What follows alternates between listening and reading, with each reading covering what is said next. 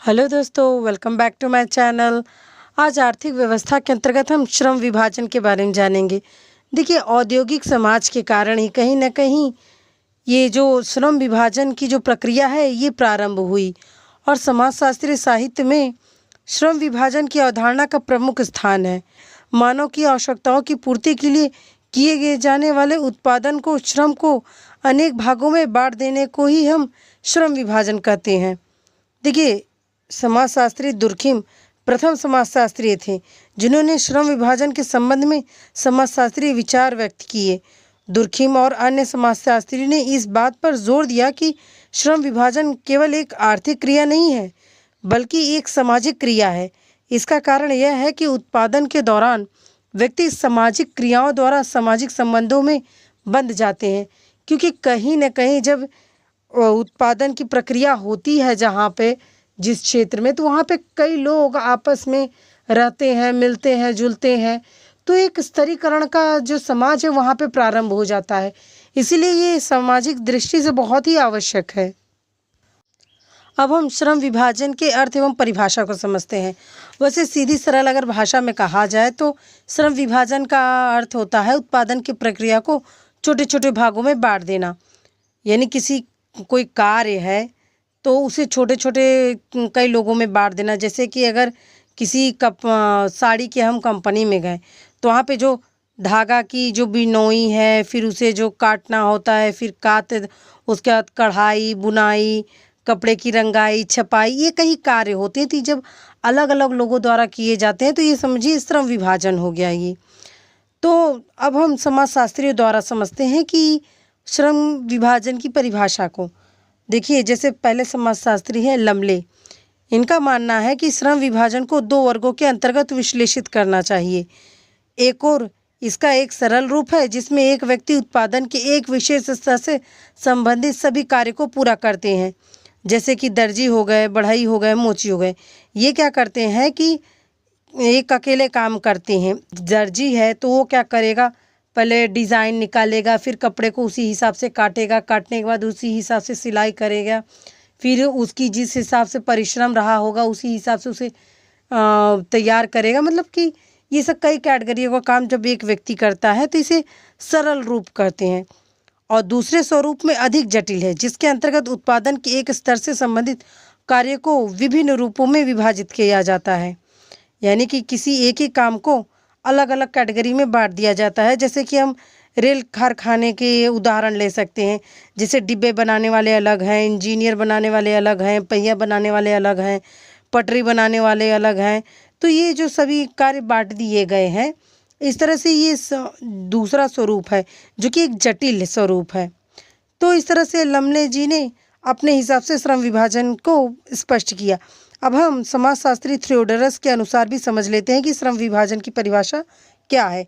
जैसे उन्होंने लिखा है कि श्रम विभाजन व्यावसायिक भूमिकाओं की प्रक्रियात्मक रूप से एकीकृत व्यवस्था को या फिर एक समाज में विशेषीकरण को कहते हैं।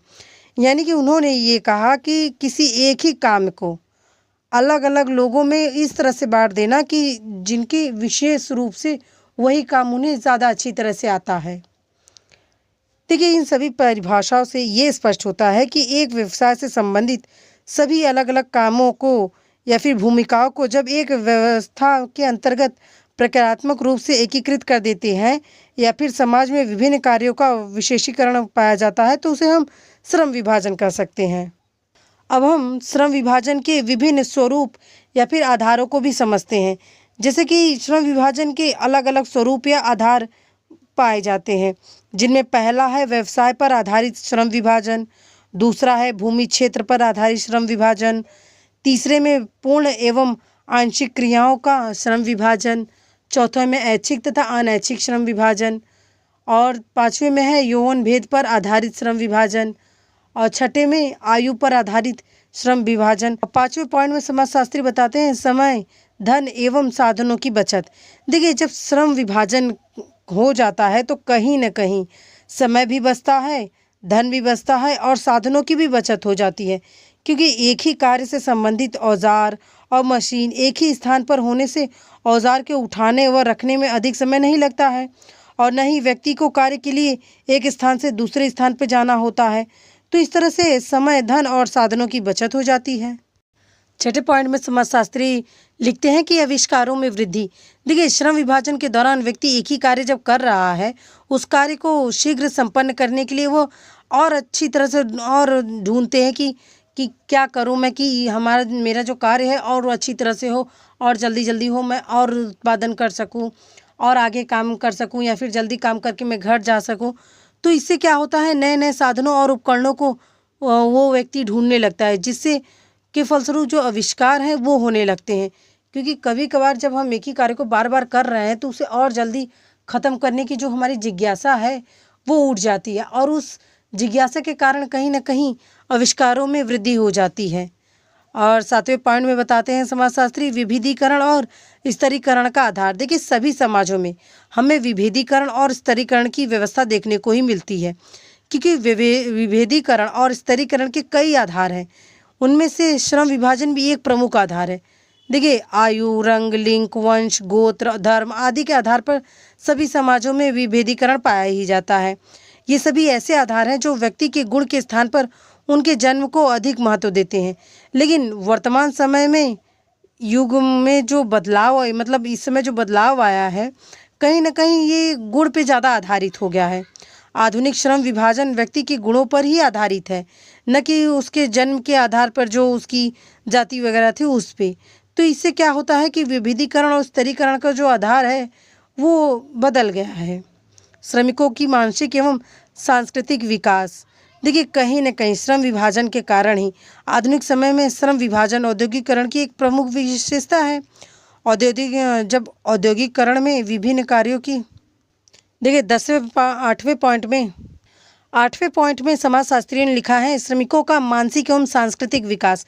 देखिए, जब एक ही कारखाने में एक ही क्षेत्र के अंतर्गत अलग अलग जाति धर्म के लोग जब कार्य करते हैं तो कहीं न कहीं उनकी मानसिकता जाति धर्म के प्रति बदलने लगती है, और जो सांस्कृतिक विकास होता है वो भी होने लगता है कि हाँ, इसकी वजह से ये धर्म, ये प्रथा ऐसे मनाया जा रहा है, आदान प्रदान होता है। तो एक दूसरे के प्रति कहीं न कहीं जो सांस्कृतिक है, वो संस्कृति की जो विकास है वो और होने लगता है। व्यक्ति की कुशलता का उचित मूल्यांकन भी होता है। देखिए, इस पॉइंट में समाजशास्त्रियों ने ये कहा कि जब श्रम विभाजन किया जाता है तो इससे क्या होता है, कुशलता तो बढ़ती है, उस व्यक्ति की मूल्यांकनता भी बढ़ जाती है, क्योंकि वो कार्य जब बार बार कर रहा है तो वो उसमें और अच्छे से निपुण हो रहा है। तो कहीं ना कहीं उस कार्य को और निपुणता से करने की वजह से जो उसकी मूल्यांकनता होती है वो बढ़ जाती है।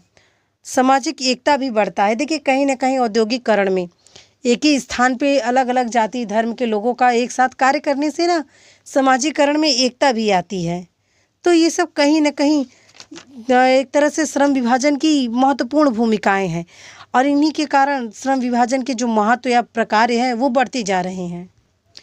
लेकिन श्रम विभाजन की कुछ हानियां भी है, जैसे कि हमने महत्व को पढ़ा कि जो श्रमिक हैं वो एक ही कार्य को बार बार कर रहे हैं।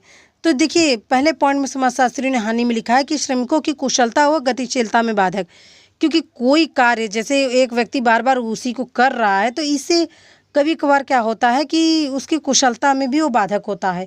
वो किसी और चीज़ में ज़्यादा अच्छा है, लेकिन वो धन कमाने के चक्कर में उस कार्य को सीख रहा है जो उसे नहीं करना चाहिए। इससे क्या होता है कि उसकी जो गतिशीलता है उसमें बाधक हो जाता है।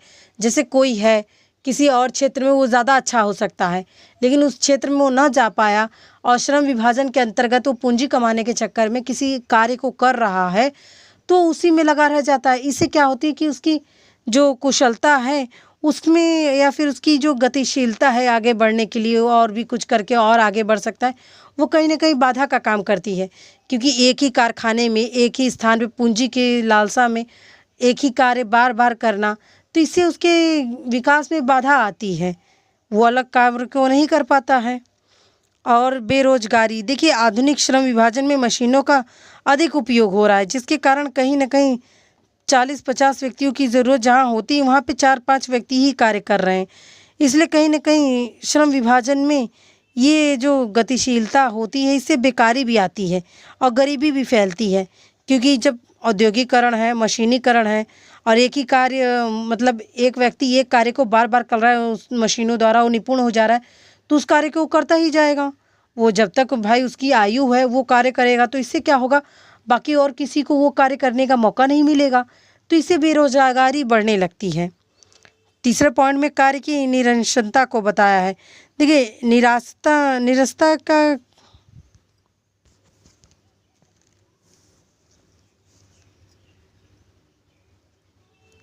अब हम श्रम विभाजन के महत्व को भी समझते हैं। जैसे पहले में हो उत्पादन और उसके गुणों में वृद्धि। उत्पादन क्षेत्र में जब श्रम विभाजन का कार्य होता है तो कहीं ना कहीं उत्पादन के जो चीज़ें होती हैं उनकी गुणवत्ता में भी वृद्धि हो जाती है। दूसरा महत्व है विशेषीकरण का विकास। देखिए श्रम विभाजन विशेषीकरण को जन्म देता है, क्योंकि कहीं न कहीं एक व्यक्ति द्वारा एक ही कार्य को बार बार किए जाने पे वो उस कार्य में निपुण हो जाता है। तीसरे में है कार्य की सरलता। देखिए श्रम विभाजन में जो कार्यों का विभाजन कर दिया जाता है, इससे क्या हो जाता है, कार्य की सरलता भी हो जाती है, क्योंकि कोई भी काम अगर अलग अलग लोगों को बांट दिया जा रहा है और जो जिस काम में अच्छा है उसमें बांट दिया गया, तो कहीं ना कहीं जो श्रम विभाजन के कारण ये जो कार्य की सरलता है ये भी हो जाती है। चौथे पॉइंट में श्रम विभाजन के महत्व को बताते हुए लिखा है समाजशास्त्रियों ने, श्रमिकों की कुशलता में वृद्धि। देखिए ये तो आमतौर पे सीधी सीधी सी ही बात है, क्योंकि जब श्रम विभाजन हो गया तो जब श्रमिक एक ही कार्य को बार बार करेंगे तो उसमें तो और कुशलता उनकी बढ़ती ही जाएगी। और पांचवें पॉइंट में समाजशास्त्री बताते हैं समय, धन एवं साधनों की बचत। देखिए जब श्रम विभाजन हो जाता है तो कहीं न कहीं समय भी बचता है, धन भी बचता है और साधनों की भी बचत हो जाती है, क्योंकि एक ही कार्य से संबंधित औजार और मशीन एक ही स्थान पर होने से औजार के उठाने व रखने में अधिक समय नहीं लगता है और न ही व्यक्ति को कार्य के लिए एक स्थान से दूसरे स्थान पर जाना होता है। तो इस तरह से समय, धन और साधनों की बचत हो जाती है। छठे पॉइंट में समाजशास्त्री लिखते हैं कि आविष्कारों में वृद्धि, क्योंकि कभी कभार जब हम एक ही कार्य को बार बार कर रहे हैं तो उसे और जल्दी ख़त्म करने की जो हमारी जिज्ञासा है वो उठ जाती है और उस जिज्ञासा के कारण कहीं ना कहीं आविष्कारों में वृद्धि हो जाती है। और सातवें पॉइंट में बताते हैं समाजशास्त्री विविधीकरण और स्तरीकरण का आधार। देखिए आयु, रंग, लिंग, वंश, गोत्र, धर्म आदि के आधार पर सभी समाजों में विभेदीकरण पाया ही जाता है। ये सभी ऐसे आधार हैं जो व्यक्ति के गुण के स्थान पर उनके जन्म को अधिक महत्व देते हैं, लेकिन अब इस समय जो बदलाव आया है कहीं ना कहीं ये गुण पे ज़्यादा आधारित हो गया है। तो इससे क्या होता है कि विविधीकरण और स्तरीकरण का जो आधार है वो बदल गया है।